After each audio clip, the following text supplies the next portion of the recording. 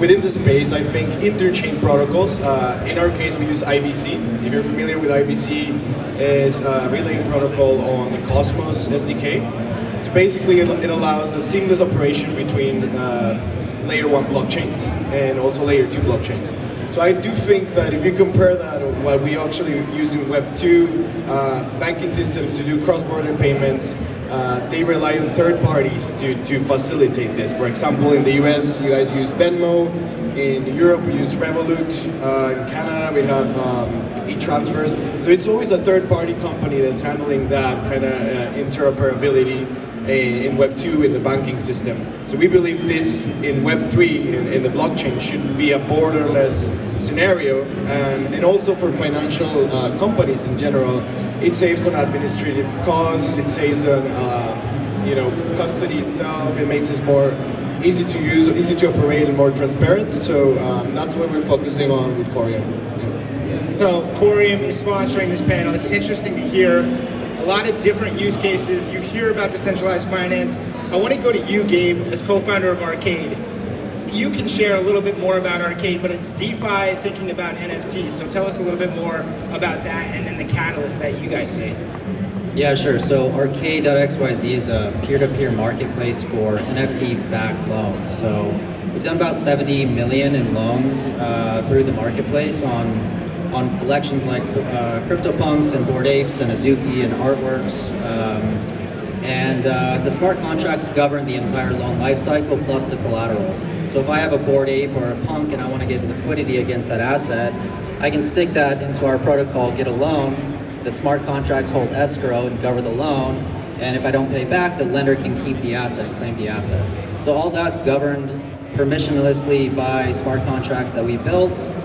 So it's DeFi using NFTs as sort of loan collateral and getting all that value into DeFi. It's super interesting. Now, when we think about more of the DeFi, I want to go to you, Doug. Hi-Fi Finance. I mean, you created, your founder, so tell us a little bit about what Hi-Fi does and how you look at DeFi and what's the catalyst. Yeah, so when we think about DeFi, we think it's something that's going to really change the way that we approach like even traditional finance. And so our big thesis is around like these tools like Gabe is talking about, helping set a foundation for real world assets coming on chain and us being able to use decentralized finance to get loans without permission, any time of day, and using kind of the autonomous nature of smart contracts to keep things up to snuff so that we're not losing money, we're not having lost funds. So we really think there's a huge onboarding that's coming, and the real thing to track is the legal structure behind how you represent these off-chain, how you custody them, and then how you tokenize them and bring them on-chain. Fascinating. So we've heard from 3 of our 4. We got to go to you, Ben, not to forget you, obviously, Bankless Ventures. Big player in the space. How do you guys look at it, and you personally thinking about what we've already heard, DeFi, and what we're looking at as next coming catalyst? Yeah, sure. So I'm going to poll the audience here. By show of hands, how many people have used a DeFi protocol in terms of putting an asset in and taking a loan out? It's actually pretty darn high concentration. So of those assets, except you, Kevin, of those assets, are they all liquid tokens or are you using NFTs? So how many have taken an NFT and taken a loan against it? I knew Kevin was the one out there. Okay, so I think, what Gabe is doing, or NFTs and combining this with DeFi is an interesting use case, but I still think the fact that like 10% of the whole population in this very Web3 native comfortable group of people is still incredibly low. So there's a bunch more use cases that can broaden this group from this tiny little like Esperanto-esque corner of the internet to more people globally. So anything that kind of advances it along that is what's really interesting to me. What do you think the hurdle is? Is it just adoption? Is it usability? Why don't we have more penetration? Yeah, I mean, so good question. I think part of it is like the last bull run was fueled by speculators taking their tokens, taking out a loan to buy more tokens, as opposed to like taking this asset, this digital value that I have, taking a loan and buying a house or whatever. So there was a bit of that, but that was C5, and we found out how bad like this opaqueness of non-blockchain based lending could be. So I think like this actual real use case of what you're doing with that leverage, with those loans, is something that we still have yet to tap into a lot of. Well, Ben, you polled the audience, and there was some hands for some of the questions, but I guess the question is, what is the next catalyst? Obviously, it's the title of the panel, but what do you think, and all of you, what do you think we're missing, or how do we get more of the audience to raise their hands when you ask them, have you used the DeFi protocol? What do you guys think the answers are? What's next? Right now, NFTs probably have a $15 billion market cap in the aggregate, and 70% of that volume is PFPs. So that's what the industry market looks like today. It's JPEGs on the blockchain. I do think we see a world where there's lower value NFTs that represent other things like financial positions, real world assets coming on chain like Rolex watches, things like that, collectibles being captured as an NFT. We're starting to see other proof of concepts like land that's being captured as an NFT, and then that NFT being used as collateral in DeFi. So it's hard to say what is the next catalyst to bring in through NFTs into DeFi, because we don't really know what the space will look like in 3-4 years. There's a lot of builders building that, envisioning how they see it, but right now it's all really based around speculation, around trading, and we think where we sit, it's a financial app. So as NFTs as a technology consume more and more value on chain over the years, a lot of that good portion of those assets will go towards loans.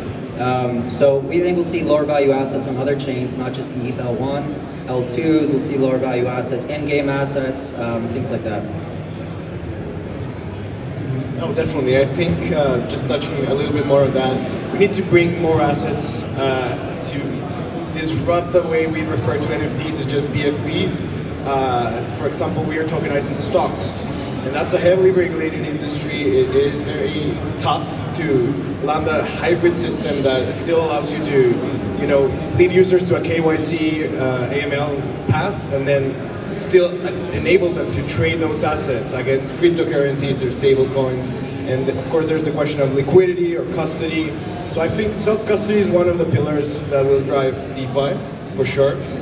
We're already seeing it. A lot of people drawing their funds from centralized exchanges into hardware wallets or private apps that, your crypto is your keys, that whole messaging. And then I would say in terms of smart contracts, what's next for me is smart tokens. So basically smart contracts are prone to exploits, or we've seen some hacks and then users using their funds on DeFi protocols itself. So it's like no one is safe everywhere. But smart tokens means you can embed a smart contract within a native chain token. So all the transactions and all of the token information is deterministic, it's known. So when you operate within the chain, it is safe to say it's more reliable, and it can then be extended with smart contracts. So that's where we're bringing smart tokens. I know that other protocols are doing it. For example, Polkadot is also trying to do that. But I just think that's what we need to really programmable assets on the blockchain to really tackle DeFi. Push it to mass adoption. I've got a question for Gabe at Arcade. How valuable are the assets needing to be before people start borrowing against them? Because you've got a lot of volume through your platform. At what point do people start saying, the floor price is high enough, I actually want to borrow something, and it justifies the fees that you have to pay? We don't have fees right now. So the real question is if lenders want to take the risk on that asset. So if we have lenders that have the risk profile and are bullish that collection, they don't mind picking up a default, then we'll support the collection. But it really depends on if there's going to be liquidity for that collection. Ben, do you have any thoughts when Fabio was talking? I felt like you might want to add something. Yeah, no, I was just going to add, Fabio talked a bit about self-custody, and I think with the recent events with obviously FTX and now SVB, like more of the banking system, people are starting to realize what it means when you self-custody an asset and when you don't. So I think a lot of this is going to bring into focus some of these principles of DeFi and being your own bank, self-custodying your own assets, being able to track on-chain what's happening with those assets when you're sending them into a smart contract. I mean, in theory, all of this stuff could be done on-chain, and then you can see, and it will be a lot more permanent, transparent, and permissionless. These sorts of things do kind of exacerbate the move for self-custody, which I think is really important. I do believe that we still will need banks.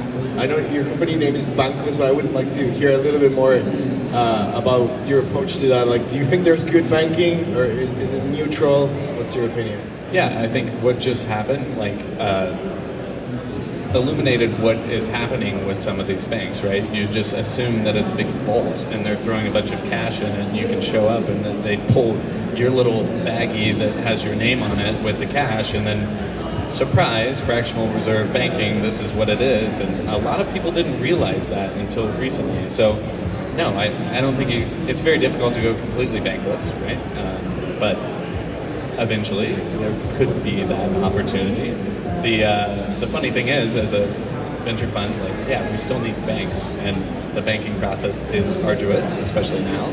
So it's kind of funny to be stuck in this opening up new bank accounts as a company called Bankless. But no, I think what this does is us as Americans, presumably a lot of people are Americans in here, you have a credit card, you have a line of credit, you have bank accounts that work, you can open them. All of this stuff works very easily. I mean, it's very different for people that have lived through hyperinflationary times when, there's an announcement at the supermarket that prices are 10% higher than they're marked because they can't even change the stickers quickly enough. That's a very different environment than what we've ever experienced. So the fact of protecting our assets and our net worth and the spending power in another currency has always been a little bit foreign to us because, king dollar throughout the world. So this is also kind of shaking the foundational understanding that we've had, which hopefully will send people kind of down the rabbit hole of what this peer-to-peer permissionless system that Web3 is built on could end up being, and DeFi is a big part of that. So we think about decentralized finance, and then you think we're talking banks, we're talking what's happened recently in the news with banking failures. We think about centralized finance, but I want to throw out the word regulation. So what does regulation mean to each of you? And do you think it's coming? And do you think we need it? And if we need it, what kind of regulation do we need? Let me start with you, Doug. So regulation is something that helps bring stability to any system because it puts everybody at the same level of playing field and gives them predictability. So when you deal with any finances, decentralized or centralized, the one thing people hate are surprises. And so if we can get more predictable outcomes for users, you'll find people are more willing to experiment. You're willing to do a double front flip if you know you're going to land into a foam pit. You're not willing to do a double front flip if it's a concrete pad that you're jumping off of. And so when we really look at the intent behind a lot of the regulatory bodies, it comes from a place born out of necessity in order to protect end consumers. And so regulation is definitely coming. I think that the real problem that they're running into is that they need very clearly defined markets, and things are so bushy between what is an NFT versus what is an ERC20, and you just look at the different versions of Uniswap, and an LP position went from something that was fungible to now is non-fungible. And so you have to have these very distinct classes of assets that need to reach a certain threshold, so then that regulators can come in, understand it, and actually define what the rules should be around it in order to protect consumers. So it's coming, but it ain't coming fast because we keep inventing more complex and dumber forms of money in order to scoot the existing regulations so that we don't have big crosshairs on us and make them a target of their next, PR campaign of like being tough on crypto and all the bad stuff that happens over here. When in reality, more nefarious things happen with fiat currency than do in the public blockchain, where everything can be viewed from anywhere. I can add, I think with everything that just kind of happened with SVB, that they're going to go after a couple of these big DeFi protocols and, look at Tornado Cash. Yeah, it's code, it's free speech. There's still a guy sitting in jail still. So, yeah, you can say these things are decentralized and that they're, a decentralized team that's maintaining it. There was still some poor soul that pushed the first code. There was still some guy that like helped raise funding who was like the head of it. So, first person through the door gets shot, unfortunately, and there's probably going to be a few of these DeFi protocols that get shot, especially in the wake of this banking crisis that's kind of ensuing. I would think that that's a bit of the low-hanging fruit, but they get them forth, and look, like philosophically, I completely disagree, but like they'll find a way. They were operating without the right license in some peculiar state or whatever. So presumably something like that will happen. I think important to remember is that it's a global movement. There's 8 billion people in the world, and that you can't really there's a game theory kind of playing out that like if the US outlaws it, okay, well then the US misses out in this next 10 years innovation cycle and it moves to some random other country that says, hey, we have clear regulation, come over here, spend your money here, that's great, like pay your taxes here. So yeah, I think that's part of the reason, the opaqueness and the quick moving and everything, but like also the game theory part of it, like there is quite a big potential if we don't keep it in. Right now, it's the Wild West for DeFi, and I think it depends on how DeFi you want to go. I do think regulation is coming, but I think it's going to be a while, especially for DeFi. You saw FTX collapse, and that was a failure of centralized crypto. With smart contracts, the code is basically the law. Smart contracts are proof of settlement. They are proof of reserve also. So in a way, when you have smart contracts that are governing the loan collateral and the settlement, how much can regulation really do? I do think a lot of regulation that will come will drive Web3 outside of the US. That's kind of what we're seeing now. But this is a new paradigm. It's a new business that really hasn't existed before, where you have tokens that govern the protocol, the governance of the protocol, and the development of the protocol with no central entity. And so with this new paradigm, I think the regulators are just going to take their time and really get it right. I think every major protocol is probably under suit right now, has a letter from the SEC. But I think it's the Wild West, and we're all just trying to figure it out. I completely agree. I think we're operating under a very, antique law. I think the security law in the States was in 1954, and we're still trying to determine what's a security or not under that same premise. But in that sense, I think regulation should be something that we all should think about when we're building infrastructure. So that's why we are using ISO 222. I'm not saying that is the law, but that's something that we've seen that works with financial institutions, and we're trying to incorporate it on the blockchain as well. There are some blockchains that already do, like the XRP Ledger, for example. But with that, we just want to provide the tools, or I would say the features that regulators want to see to be more flexible, perhaps, with the new laws or the new discussions that break up. So one of them is KYC, right? And we do think that should be an optional thing in the infrastructure layer, so directly on the blockchain. Some people might agree with this, some people might disagree, but I think it is a good option to have. I'll just caveat a few of these things. So yes, some of these laws were made in the 1930s, 40s, 50s and seem antiquated, but you'll still go to jail for a long time. So make sure that you have lawyers and think through this, even though it's a decentralized project and there's nobody behind it. The Tornado Cash guy is still in jail. You'll go to jail, and these are big deals. So make sure you consult with a lawyer and triple check you're okay with every little risk that you're taking and the decisions that you're making, because it's a big deal. Yeah, you make some good points. Obviously, always double, triple check. I want to bring into the conversation, we have about 10 minutes left. I've heard some great terms, self-custody. We've talked about regulation and the type of regulation that maybe could be positive.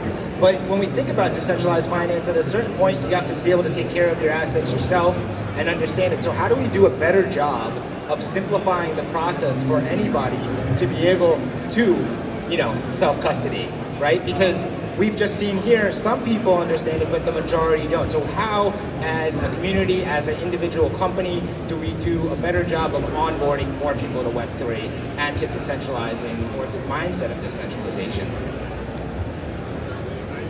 I have a bit of a contrarian view here in that I think it's better for people to actually have more centralized type of custodians like Coinbase. My mom is not going to memorize a 24-word mnemonic phrase. It's never going to happen.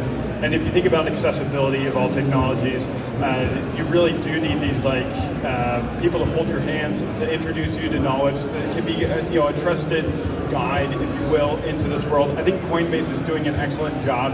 And I think what I look for is you want to find somebody who has alignment of outcome.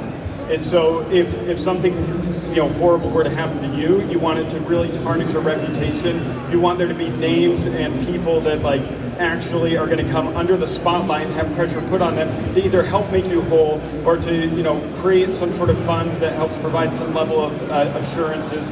And all these things will come with trade-offs, and so you can't have pure decentralization, you can't have pure self-custody and have your mom using crypto punks and trading on trading them and driving your bags up. So these things are somewhat mutually exclusive, and I think that we're going to find that we'll have a new breed of companies come in who will open up their books and be transparent and build in a way you can take the advantages of DeFi, of being able to have open books and being able to have attestations that can be proven. But we just don't, because then your competition sees it. But if everybody has to do that in order to be somebody who's trusted to get the most amount of users, I think that that's what we're going to see more of. Custody, I think, is the future, because as soon as you move away from purely crypto native assets, there's no alternative. The home is located on the land, and you need the county clerk to make an attestation about the deed and who the deed owner is. So I think there's a large opportunity in kind of this hybrid mix between taking advantage of the lessons learned in DeFi, being regulatory compliant, putting real names and faces on your website, and opening up your books in order to usher in kind of a new era of opportunity for people. Different risk profile entirely.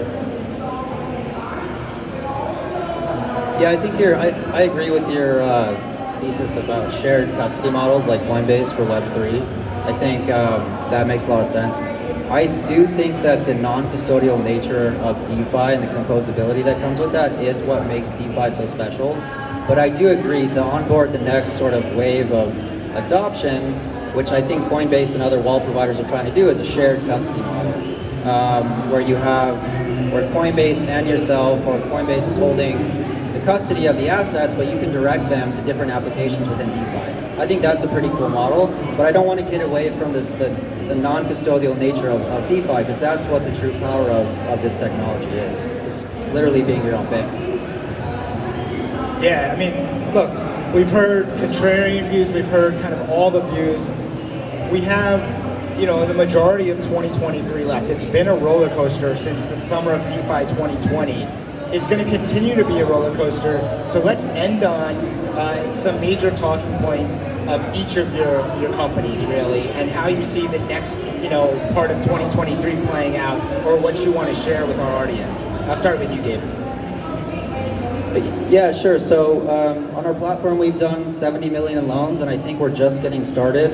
As the market cap of NFTs grows, and it definitely will, whether that value comes from JPEGs or real-world assets or financial positions, all of that is going to be very massive. And these protocols, these on-chain finance protocols, are going to take a lot of that. The winners will. So I think right now, the industry is very niche and small. But in the future, there's going to be billions and billions going through these winning protocols for on-chain finance. So we're just trying to stay basically relevant right now, going after the good assets of NFTs that actually have value and are lendable. And then, so we're just trying to position ourselves for sort of a future where a lot more value comes into NFTs. Sounds good. From Coreum, there's two companies, so it's basically Sologenic and Coreum. Both are together, and I just wanted to talk about Coreum in particular because we're launching the mainnet on Friday. So for that, our goal is to finance and also power projects that actually solve problems, not your typical or traditional protocols that you would find on a blockchain. More so, for example, one of the first grantees we had was Telios, which is a decentralized email provider, P2P. Or so also tackling smart token use cases, which comes with programmable money, solvable tokens, interactive NFTs, and of course the tokenization of stocks, which we're launching this year. So I would say this year is challenging. We're doing a lot, but at the same time, we're playing all the cards right in terms of regulatory, from a regulatory standpoint. We haven't done any ICO token sales. We try to stay as transparent as possible, and I encourage more people on the space to do the same as well. Thanks for having us up here. My name is Ben Lakoff. You can find me on Twitter at Ben Lakoff, first name, last name. But I'll take a different approach. So if you're interested in crypto and want to learn more, like self-custody, all of these things are difficult, join a local meetup. So shameless plug, I run Crypto Mondays every Monday in Venice. We meet up here in LA if you're local. And if you're investing or interested in venture, Bankless.Ventures is our website for Bankless Ventures. So Hi-Fi and our thesis really is that we have clarity on what a security is. We have the ability to offer securities through the front door with the SEC. And so we're pushing through. We've got our first horse syndicate, which is performance horses that race, and the cash flow. And so we're working with the SEC. We've got our prospectus that we're filing with them, and in the next 6 months we'll have a Reg A+ exemption where we can bring the security on-chain and borrow against it using the Hi-Fi protocol. So we're really trying to pioneer the legal aspects behind custody and bringing these assets on-chain. And so I'm really excited for kind of this next era in DeFi where we can see this start to impact our lives in real ways with more interesting risk profiles on the assets. So thank you. So we've had a stimulating, a riveting conversation around what's the next catalyst for decentralized finance. We know it's going to be something. We know it's going to continue to be a roller coaster, but follow all of these companies. They're some of the leaders in the industry. I want to give it up one last time for Gabe Frank, the co-founder of Arcade, for Fabio Velarde, Coreum's head of growth and partnerships, the manager there, of course, Ben Lakoff, he told you it himself, co-founder, GP at Bankless Ventures, and of course, thanks so much to Doug Leonard, the CEO of Hi-Fi Finance. A wonderful conversation. Make sure you're following them. Thanks for being here. Enjoy the